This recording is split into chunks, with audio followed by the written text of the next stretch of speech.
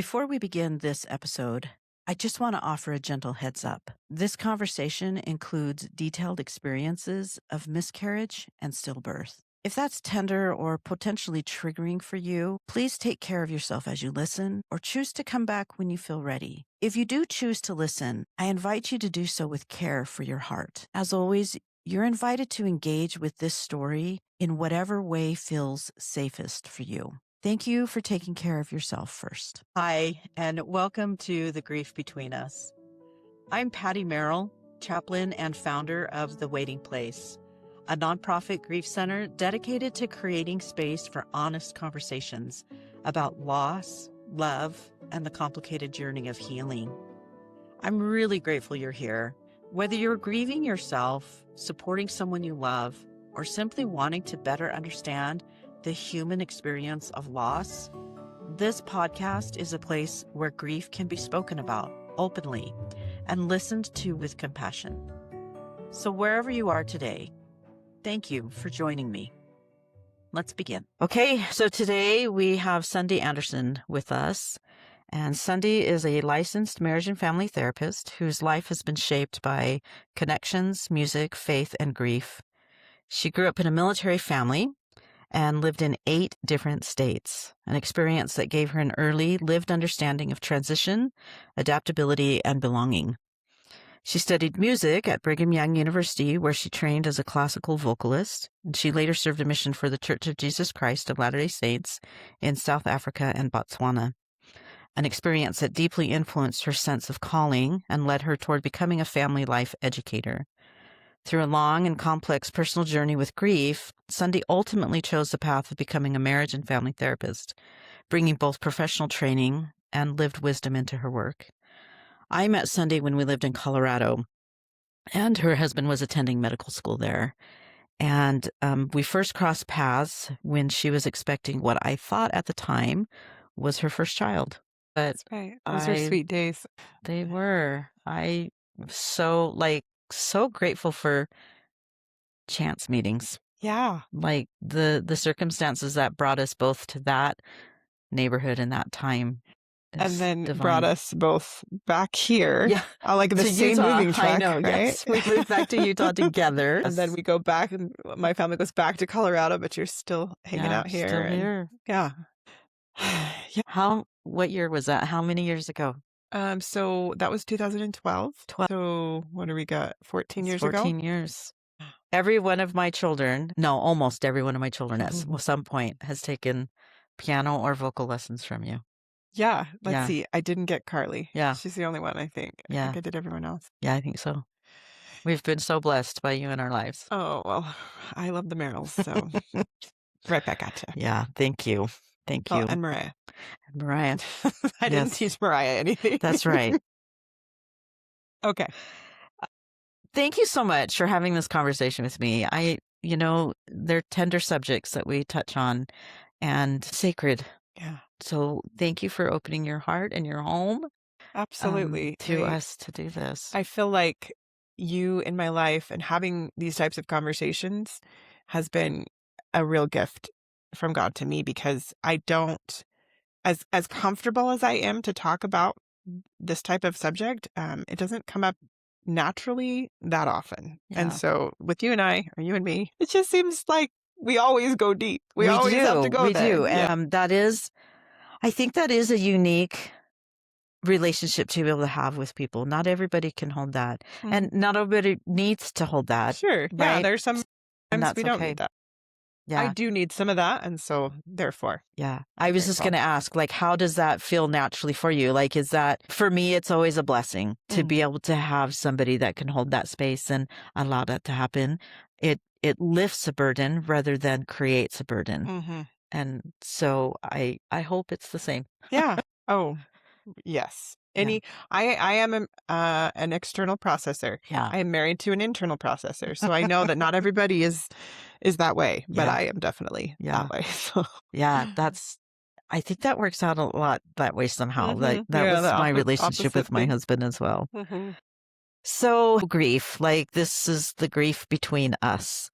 And some grief comes, like I feel like my grief predominantly has come from what's been taken away from me. Mm.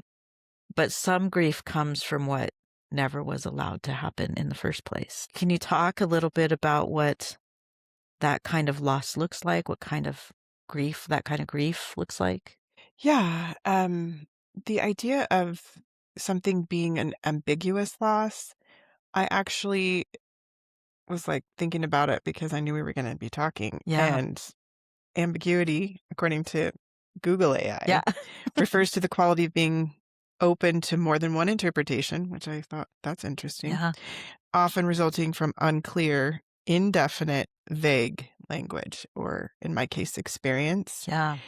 And so, yeah, there, that backdrop of being moving every couple of years as a child created this idea that you never actually can know what to expect. Mm-hmm. And so for me, brought a lot of anxiety, just the fear of what might be or what might not be. Every time I went to 5 different junior highs, for example. Wow. And so you know how difficult junior high is. Like Yeah. that is a time of like you're trying to figure out who you are and your identity, and every year I had to recreate that because I moved in five times in 5 years. That disconnect really was a grief for me because like I'm a people person. I Yeah. love to connect. And Yeah. so not knowing how to connect, I think set an early stage for my experience of what I can hope for. So before I met you, Yeah. that in between space of coming back from my mission, wanting to be a family life educator, I met a dashing young man. He was younger than me by a year and 2 months. And he had some goals and some dreams. And so, as we decided together what our lives would look like, we had plans, and it became clear to me that I didn't need to be a family life educator. I was going to get a master's in that, and he wanted to be a doctor, and so that was thrilling to think I could support him in that journey. I felt like that was purposeful, and ultimately I wanted to be a mom. Yeah. That was just, somewhere in me. And it was like something that I knew concrete in my head, but had never really loved like babysitting, or like I wasn't one who like played with all the dolls. Mm-hmm. But I grew up in a family that had some incredible experiences and some really hard experiences. And so I knew I wanted a family. Like that was hands down. And like, I remember we got engaged and we're like, okay, well, so like, how quickly do you want to have children? It was like, as soon as possible. We both felt the same way. So I felt grateful that we both had that, because I was 25 when we got married. And so that's, not super old, but it didn't feel super young to me either. Yeah. And I wanted 10 kids, 5 sets of boy girl twins. That was my plan. And, yeah,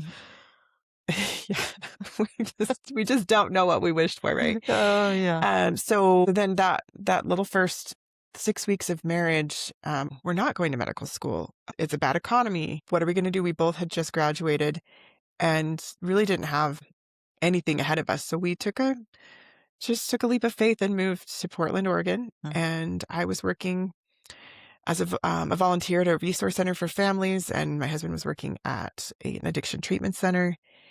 And very soon after we got married, I got pregnant, and it was like, hooray. And then I just will never forget the day that I was leaning over to open a drawer. I was about 14 weeks pregnant, and there's this big gush of water. And I definitely it didn't feel like normal. And so I called my doctor and said, I'm like, I think my water broke. It's like, oh, you're far too early for this to be your water breaking. And so I had several more gushes throughout the day. And the next morning I woke up and like the whole bed was wet. It's like, I really feel like I need to find out what's going on. And they said, well, we can schedule an ultrasound for you, but it's going to be a couple of days. So the next night I woke up in the night and like just had this really strong urge to go to the bathroom.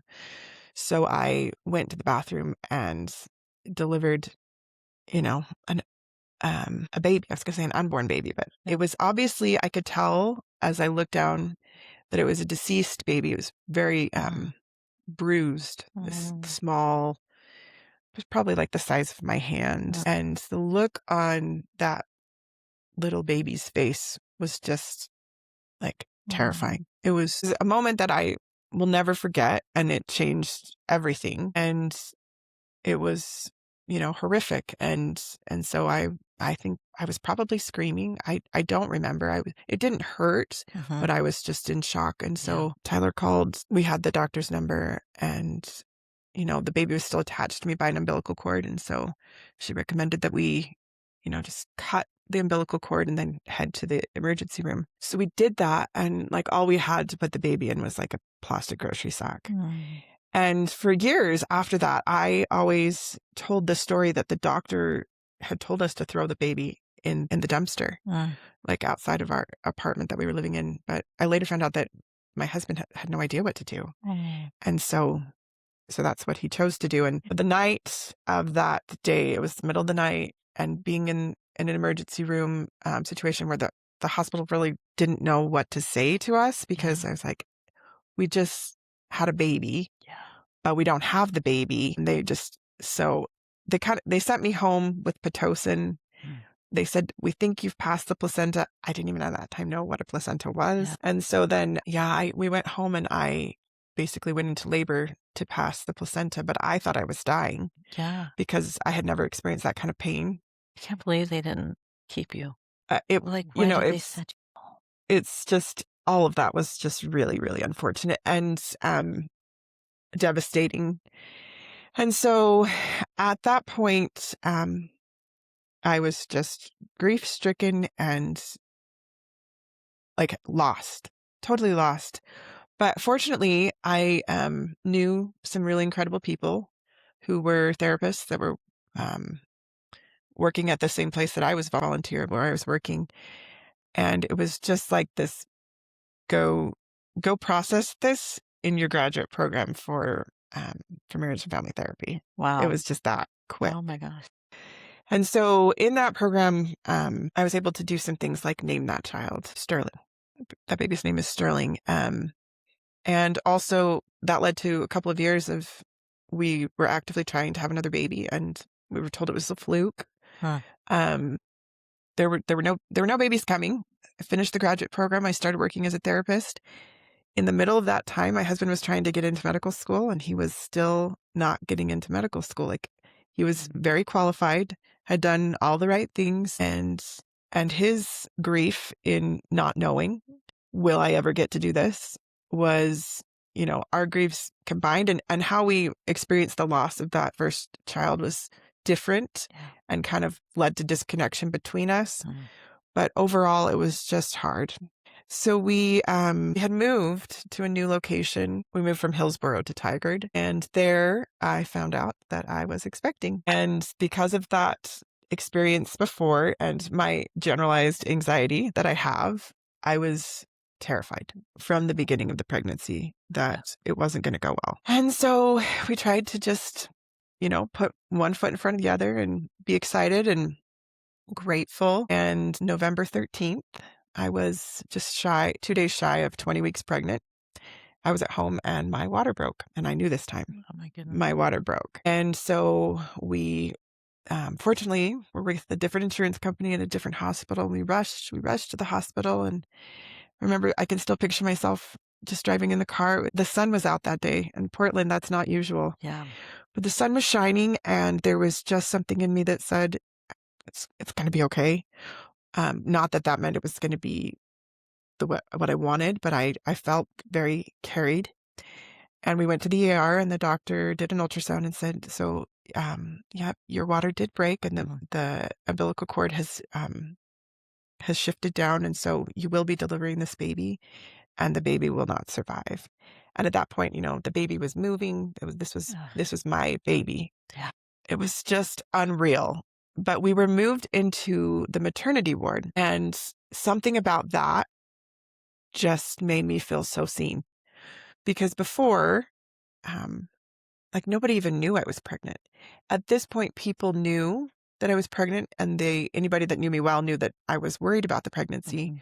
So to be taken to the maternity ward felt like I'm actually a mother. Now, was I a mother before I even had that first baby?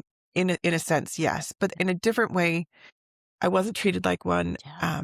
I was asked sometimes, are you a mother? And I didn't know how to answer it because part of me felt like I was, but part of me was like, I don't have a baby or a child to show. And so just that fact of being able to be moved to the maternity ward was really powerful. And then when that doctor looked at me and said, we found that mothers who have these babies, when they're able to hold them and see them and touch them, they actually recover better than those who don't. And I immediately started sobbing because that is exactly what I hadn't experienced with my first baby. I was so terrified of that scary face and the whole what just happened that I didn't want to touch that baby. So knowing that I was going to have the opportunity was really, really important for me. It like healed something. So it's like, oh, why did you have to experience that twice? The second loss actually helped me heal in some ways from the first. So we had Truman Joseph Anderson. He's 9 inches long, just really beautiful. Also, bruised skin, but perfect eyebrows, little ears, just everything was just so beautiful. But we also decided at that time to leave him at the hospital. He got some genetic testing done and we didn't, have a burial. We just left the hospital once again, empty-handed, brokenhearted, and just distraught about what does that mean for forever? Like, is this what will happen every time we try to have a baby? And the fact that we'd had, those 2 years where we couldn't have a baby, that was probably the worst part of it. I felt like I knew those children in some ways, but in other ways, I didn't know them. I didn't know their personalities. But it was the idea that I may never be able to have a child that lives and I get to raise. That was excruciating. And at the same time, we once again didn't get into to medical school. And so it just felt like everything was against us. And the ambiguity, the uncertainty, the obscurity of what is this even about was so hard. So I'd love to ask at this point, like, you're sitting in this space, you've just brought us through like this experience that so few can really fully understand. And this door has been closed, it feels like, right? Not sure if it'll ever open. This door to having children to raise, this door to getting into medical school and having that future go the way you want. And no doors have been opened up. So like you're standing in this hallway of darkness. How do you navigate that? How did you survive that, Sundy? Yeah. My favorite memory of that time is I was so grateful to have Tyler. So many people, I have beautiful friendships and beautiful family relationships that are gifts to me. I wanted no one.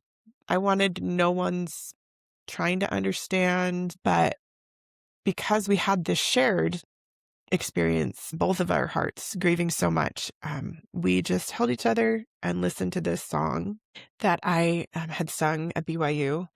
It's called After the Blessed Rain.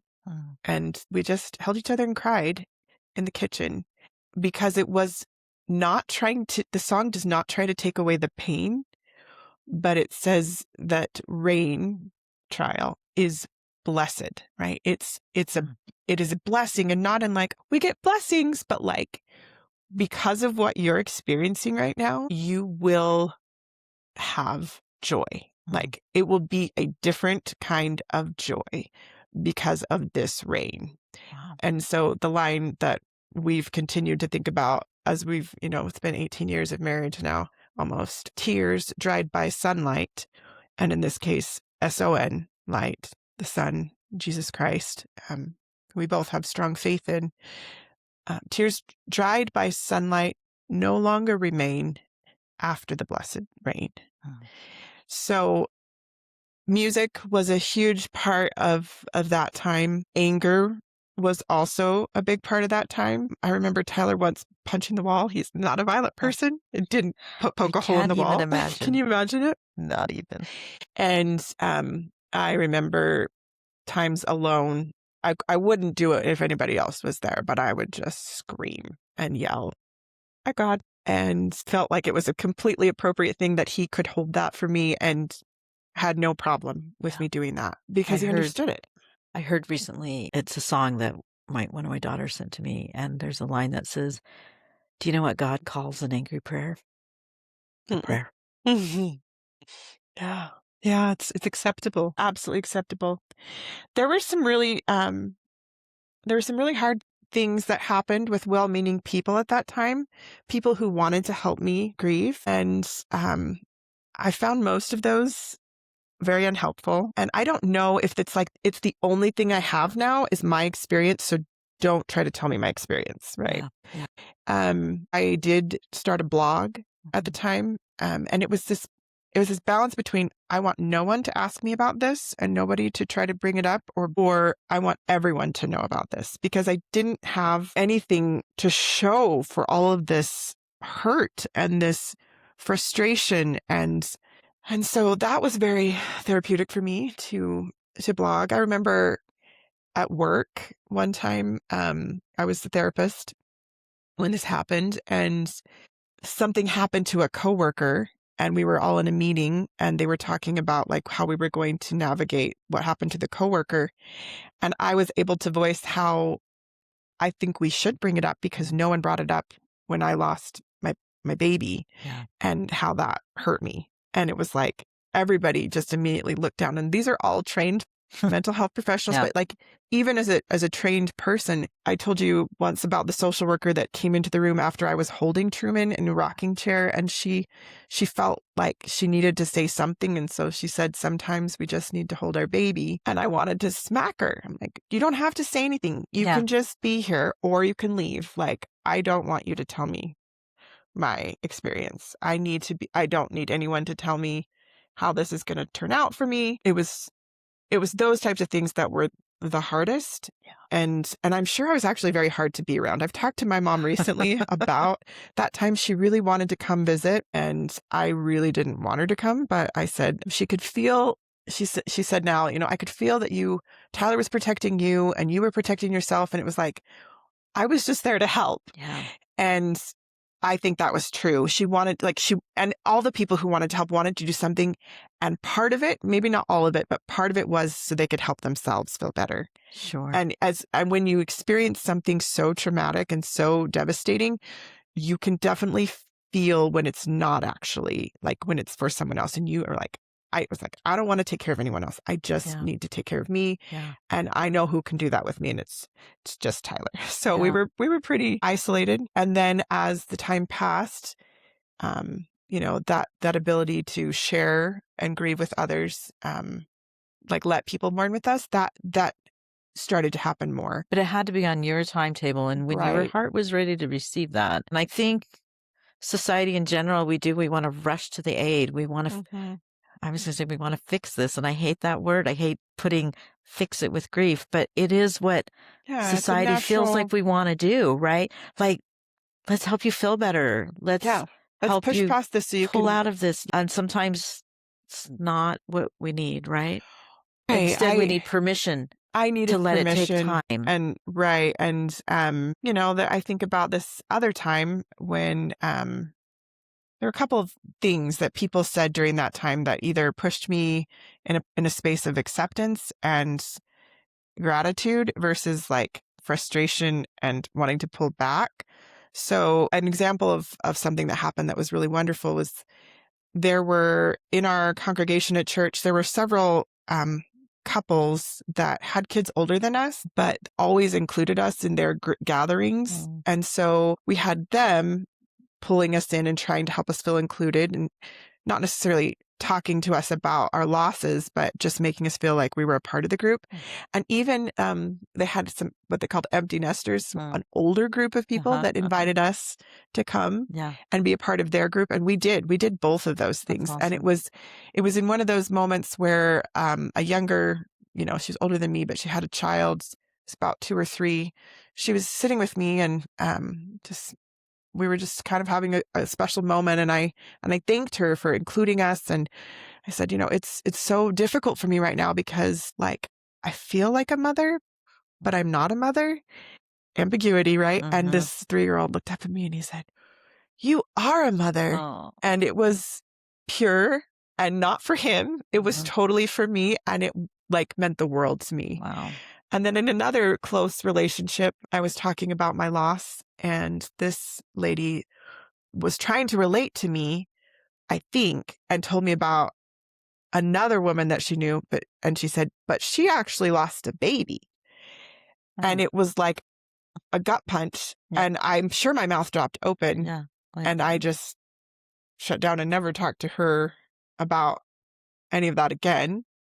Yeah, how do you recover from that? How do you Yeah, and I know that was, oh, goodness. like, I don't know why she said that. I think we tend to do that. We try to categorize like, well, you were only at 4 weeks when you lost your pregnancy, or, well, at least you got to, the at least, and when we do the comparison thing, it like somehow we're trying to fix it because she actually lost a baby. So if she actually lost a baby, what did I actually lose? Nothing.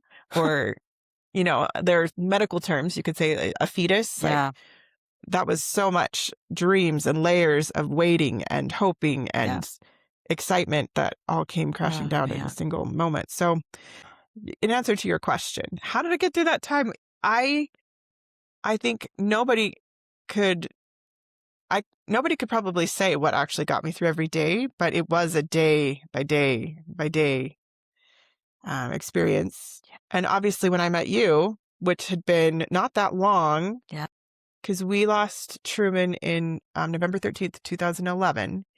So this was only less than a year later that I was pregnant with Clara. And that same ambiguity was in my heart the whole time. What a tumultuous year that would have, like losing Truman, moving from Portland to Colorado, the excitement of getting into medical school. There we go. And then now you're pregnant again, which brings a lot of fear and anxiety again. Absolutely. I mean, all of this all mixed in. There's so much to hold.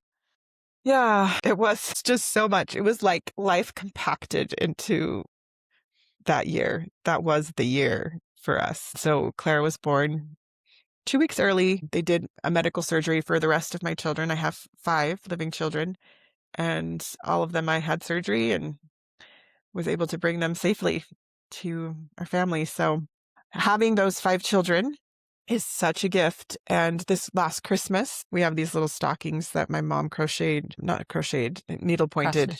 Cross stitching. One says Truman, one says Sterling. And we moved into a new space. And so I just couldn't quite figure out how to put the stockings out. And it wasn't that I wasn't intending to put them out, but I just hadn't yet put them out. So I had all the other stockings hanging, and my kids were like, "Mom, where are Truman and Sterling's stocking?" And it was so beautiful to me to be reminded that grief story is not just mine. I have children that understand something about grief that other people don't understand.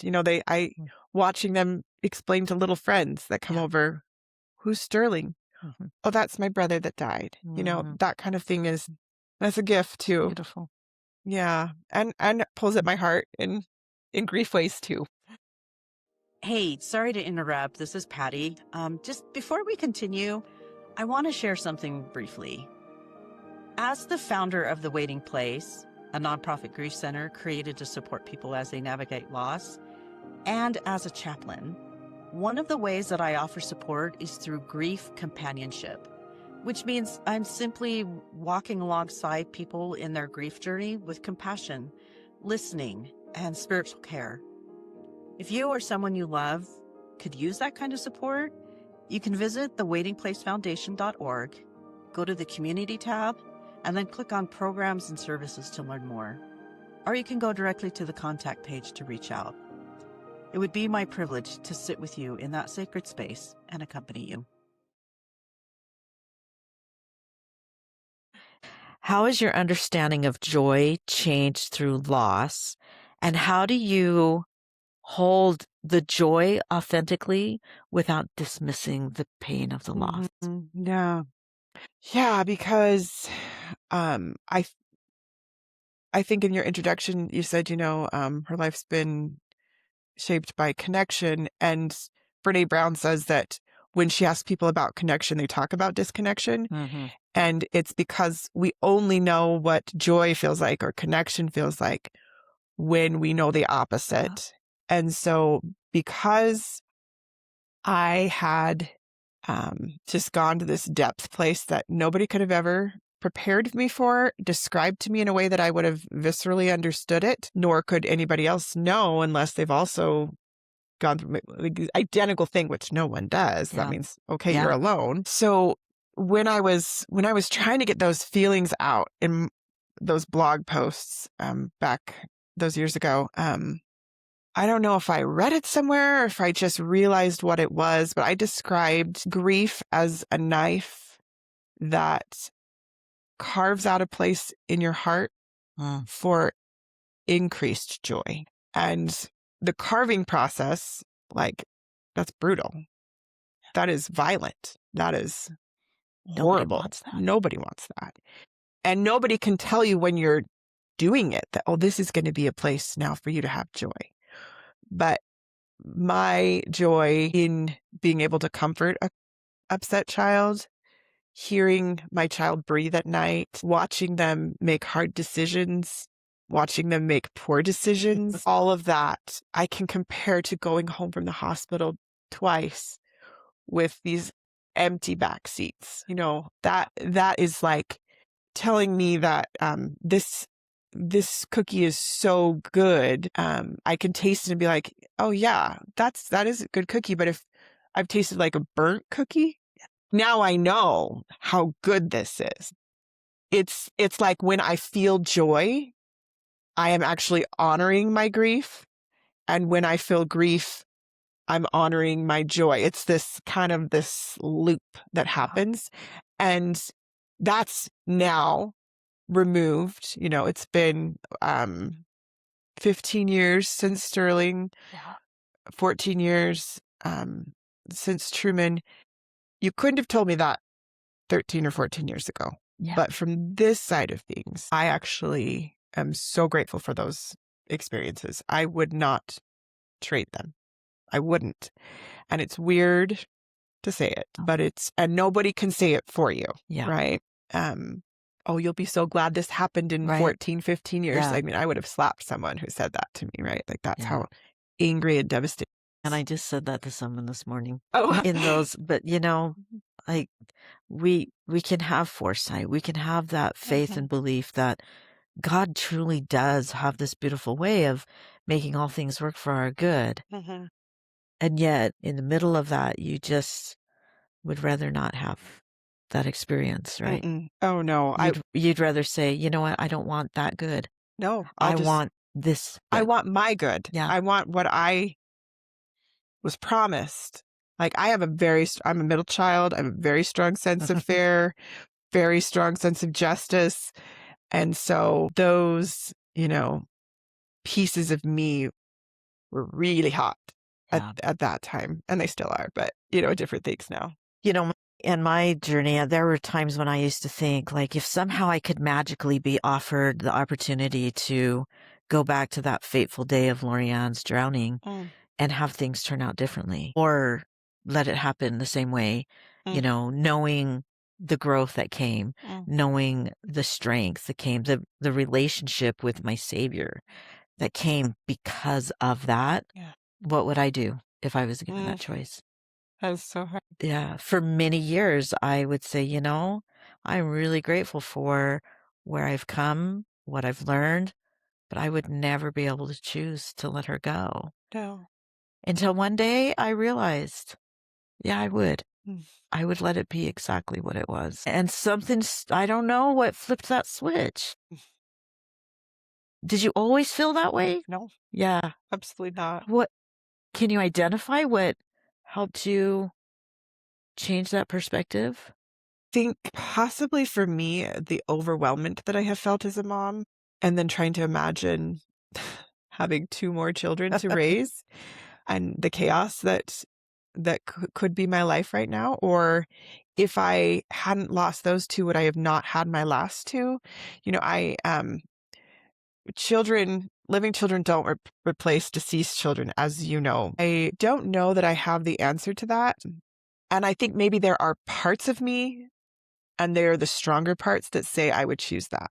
Yeah. But there are probably more removed parts that I'm less connected to, that I have to stay a little bit disconnected to in order to do my life every day. Yeah. That would come out here and screaming, saying, absolutely not. You would Yeah. choose that again. Yeah. Do you not remember how much pain and sorrow you felt through that? So maybe a holding space for both, that I both want those children and wish I could have them here. Yeah. And I am grateful that I experienced their loss so early in my motherhood journey to make me appreciate. I think it is time removing the what is it? It's just so tangible, and then Yeah. it starts to feel. And there are still times where it's very tangible. Sure. But the overarching is just like hanging on your shoulder. Yeah. You can't move from it. Yeah. It's just there. Yeah. It's like this, your box is here and this grief has been put inside the box, and that's all that fits. Mm-hmm. And over time that box grows. Mm. What Yeah. actually I thought of while you were saying this, talking, is this place that got carved out so painfully, so brutally. Yes. It took time to fill with joy. Yeah. It carved out this space for joy, but it was empty for quite a while. And then the joy came with each child and each experience and each moment, but it took time for that space to be filled with joy.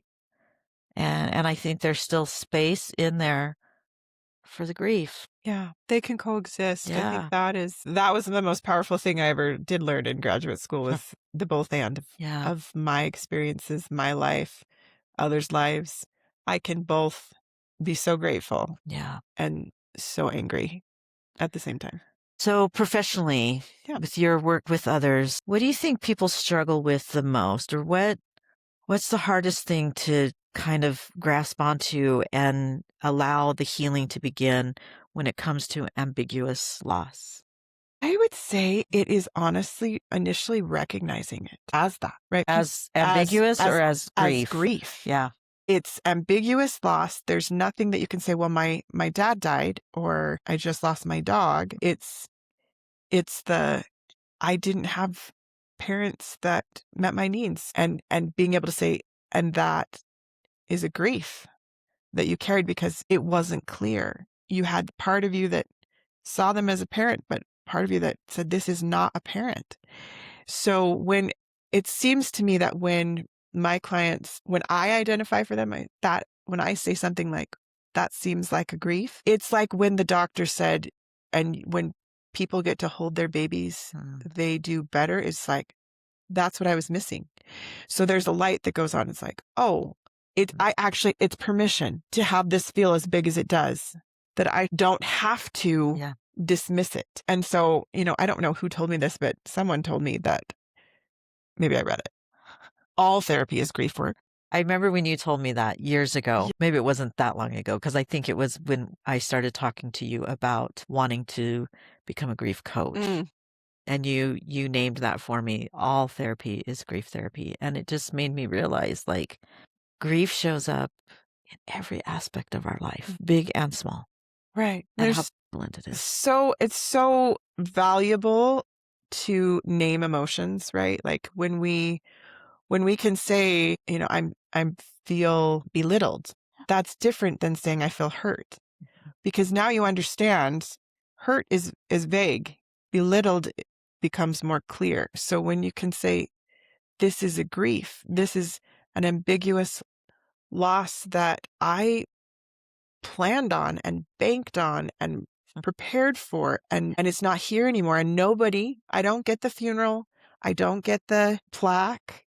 I just get to live in it, and then giving yourself permission to, sometimes we have to memorialize that grief in a concrete way, or do something ritualistically to help us in carrying our grief, right? We don't move past grief, we carry it. And so how are we going to carry it in a way that if it's so debilitating, we've got to do something. Yeah. We've got to package it differently, because you will, and there are people that will succumb to grief in a way that's like they also die. Yeah. Whether it's literally or emotionally or spiritually. Yeah.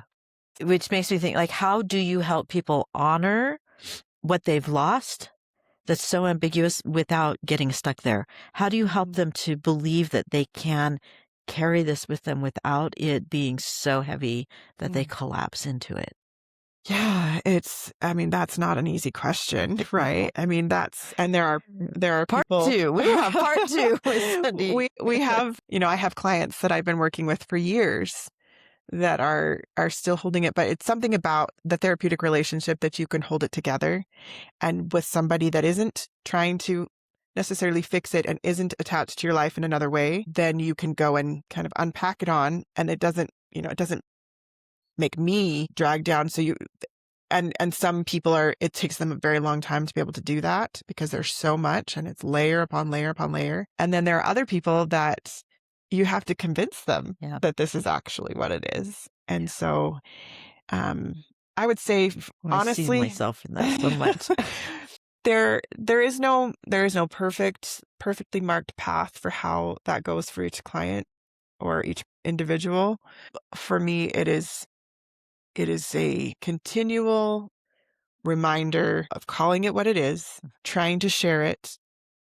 And then there are some days, I know I just told a client who's just gone through a second divorce, and that is an ambiguous loss for her. I mean, you can see that she's been divorced, but you don't know that she thought this was the answer to her prayers after such an awful first marriage, and then to be swept away and only to be dropped. She's like, I just keep waking up and just don't want to get out of bed these days. And maybe you shouldn't, right? Maybe you should just stay. I was going to say, I've recently told my therapist, I often tell my therapist, is probably the more accurate way to say that, is, how hard it is for me to get up out of bed. Like in the last 9 months, 10 months since my husband died, I have not gotten out of bed more times than I care to enumerate, right? Or I've gotten out and tried to do things and I get back in. And always her response to me is, I'm proud of you. And I'm like, proud of you. At first, I'm like, what? No, don't be proud of me. This is terrible. I'm so dysfunctional. But what she's helped me to understand is that I'm actually prioritizing myself and what Which my wasn't happening for so long. Yeah, for so long, right? Because life, for whatever reasons, and to be given that permission, right? And not be dismissed, not to have my needs and my opinions and thoughts dismissed. And it's so important. So I will say that I strongly believe that if anybody listening or watching is to the point where their grief takes up the entirety of the box and we're on the edge, it is not inappropriate to take yourself to a place where you can receive exquisite care, whether that's, there's a lady in my ward, in my congregation right now, that she's had so many difficulties. And so she told me, I'm not going to be able to be at this thing because I'm at my mom's from Monday to Wednesdays. And I was just like, I love that you're going to go and be with your mom on Monday to Wednesdays. That's absolutely what you need right now. That's so amazing that you figured that out. Whoever figured that out for her, or she figured it out. beautiful. Yeah. There is no shame in needing that additional help. There is not a timeline. There is not like, I should be past this by now, or it shouldn't feel this strong right now, but to be able to acknowledge that it is right now, and then ask for what you need. Yeah. I remember after Lorianne died thinking, I just want it to be 10 years from now. Because I think in 10 years, I'm going to be okay. I don't know why I came up with this 10, arbitrary 10, right? Decade. Yeah. And I don't know why such a long amount of time actually gave me hope. Like, why didn't I say in a year from now? Like 10 years is a long time. Yeah. I had decided I'm going to be a mess for 10 years, right? And then 10 years after Lorianne died, my mother-in-law died. Like the rupture just was torn wide open again. And quite frankly, 10 years after Lorianne died, I was still a mess. Like, 20 years, 30 years. Last year was the 30-year mark. In many ways, I'm still a mess. And so there's no timeline. It's not linear. I learned that so quickly. And I never really understood this. Like, we went up to Portland together and had this training at the Dougie Center, which was what a beautiful week that was for me to just hang out with you for a week. And I think that was the first time I was able to be given words to what I learned in the first year after Lorianne died, in that there are no stages to grief. Yeah. There actually are no stages to grief. Right. And to put that expectation upon ourselves, like, what stage am I in? And once I get to acceptance, I'm done, right? Because I thought, for 30 years, I've been bouncing around between all these stages, and to be given permission to be like, let go of this prescriptive narrative that actually doesn't work. Right. Yeah, which we do. I mean, that's control, right? Like, if we can have control, then we can be safe. And the reality of life is that life is ambiguous, and safety doesn't come from knowing what the next step is, but believing and trusting that wherever the next step is, that is where our peace will be found.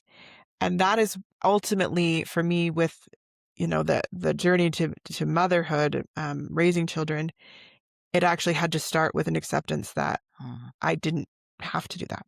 It wasn't necessary. It would have been like, it was my surrender.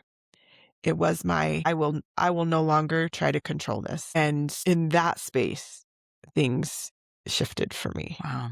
And it was such a painful process. But every part of me knew the only way that you're going to survive is to let go.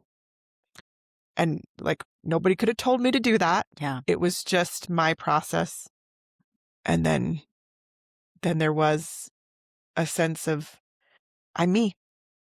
I'm okay. And then, of course, plenty of anxiety came, when I got pregnant with Clara, and with every subsequent pregnancy. Yeah. It didn't go away. What develops that ability to have that kind of faith, to lean into, my goodness, the total discomfort of that idea, right? And yet when you do, the result was like this complete release of your own need to have your control, right? There's this song by Hillary Weeks that really is where the name of the grief center came from. The song is called The Waiting Place. And there's this one phrase in it that she talks about just coming to a point where you release that need to control everything. And once you can do that, what you've just articulated is, that's where the peace then came. That's where the comfort finally came. Yeah. And then to hold on to that. And I just think, what does it take to get there? I mean, I've gotten there. I don't know if I can answer my own question. Yeah. And I think it's, you get there once, but then you edge back from it, right? Yeah. And then you hopefully get there again. It is the tide in and out. And I think, change, when the pain of change is less than the pain of staying where you're at, that's when change happens. And so at that point, for me, the pain of trying to figure out how this was going to get fixed and how I was going to get everything I wanted, both with Tyler getting into medical school and having a living child, it was like, it was like being beaten by bats. Like, it was so painful. It's like, I can't live here. I can't live in this space because it is so painful, and I'm so angry, and I'm so disillusioned and bitter. I won't go to anybody's baby shower because that's just another bat. That was just, it got to that place. Yeah. And I needed to be in that place for a long time, but then I was done with it. Like, I was exhausted. It was exhausting. And surrender was less exhausting. Yeah. So I still have to go through that and other challenges in my life now too. Yeah. So you got there to yourself to be able to get there. What do we do when we recognize other people haven't gotten there yet? We want to help them get there. Yes. And there's a whole nother level of acceptance that we have to come to allow them to still be in that space when we can see you need to get out of this space. Yeah, you're really hurting yourself in that space. Right. If you just Yeah. without being dismissive, without silver Mhm. lining, without all the things that we've already kind of touched on. Yeah. I've told you this before, and I'm probably not the original thought on this, but the Thestrals in Harry Potter. These are Yeah. the horses that draw the carriages to Hogwarts. You learn about them like maybe fifth book. I can't remember. Okay. Everybody else thinks the carriages are just invisibly, like there's nobody there. They just pull themselves. But those that have experienced death, like Harry Potter and Luna Lovegood, they, and maybe Neville, I can't remember who all gets to see them, but they know once you have been affected by deep grief, I'll call it, you are now privileged to see the Thestrals in people's lives, and trying to control for them is ineffective. So what do you do? How do you help them know, I understand, without that being dismissive? I think it's the shared emotion. We were talking about a woman that I am acquainted with from church. She's experiencing infertility. They're not going to be able to have their own biological children, and there's literally no way that that's going to happen. So is that my experience? No. Right. So if I say I understand, I have immediately disconnected us because I don't. But being vulnerable about my experience and thinking about her and what I notice about her, she's a very sociable person. She's high energy. People love to be around her. She's really good with the youth in our church congregation. So to know that this is what she's experiencing, I was just able to tell her, I experienced a similar sort of situation in my early marriage, and that was the loneliest time I've ever experienced because no one understood. And I didn't know if that would hit, but I felt like it would. And she's like, yeah, I have been really lonely in this. And that's, I didn't even know at that time that she had been posting about her story on social media. Like all of the girls that we were working with, they already knew. I didn't even know anything, but even in her sharing, she was still feeling alone. Yeah. So we've got to find the connecting piece. Yeah. So rather than saying, I understand the whole thing that you're going through, your whole vista, you take one little piece of it and say, here's where we connect. This is what I get. And she feels seen. She feels understood in that space. And that's so we have to be able to beautiful. see. And that's when healing pieces for me, when people were trying to help me over that time, it was when I felt seen that I felt the love and the connection. It was when I felt misunderstood. Or that somebody was trying to fix me or trying to help me move on, that I felt very much disconnected. Or get this kind of underlying feeling like, this is what fixed me. This is what helped me. So it's going to help everybody, right? This perspective that, look, actually, I know what it was like for me to have this experience. Don't necessarily know what it's like for you, but here's something I think that we both understand. Yeah. Yeah. And maybe it's more even just, this is how I experienced it. And then it's like, it's a mirror that they then say, oh, there's my reflection. I see me. Oh, that's beautiful. I see me in that. Thank you. This has been an amazing time to just sit here and visit with you, like uninterrupted and unencumbered by anything else. Thank you for it's my pleasure. I always generosity appreciate of your the chance heart to share. I'm a verbal processor. So yeah, me too. As many times as I've shared my story, I appreciate an opportunity. Well, I'd love to just end on giving you the last word. In that, if there's any one thing that you would hope that somebody listening or watching this would feel or take away from this time that we've spent together, what would that hope be? When somebody else first identified my grief in me, I was embarrassed. I felt immediate sense of shame that somehow allowing myself to be seen as one who grieves, one who knows sorrow, that it's not all just faith-filled, happy optimism. I felt like I had let everybody down. And actually, as I've been willing to expose that part of myself to others, that I have found deeper connection with myself, with Jesus Christ, and with those around me who grieve. So it's permission, and we've said it before, but identifying all those feelings that come, that it's not just grief, it's also shame, it's also anger, it's all those things. Permission to feel, experience them is powerful and appropriate. It's very healing. Thank you. Yeah. I'm so grateful for you in my Thanks, life. Patti. Love you. Love you too.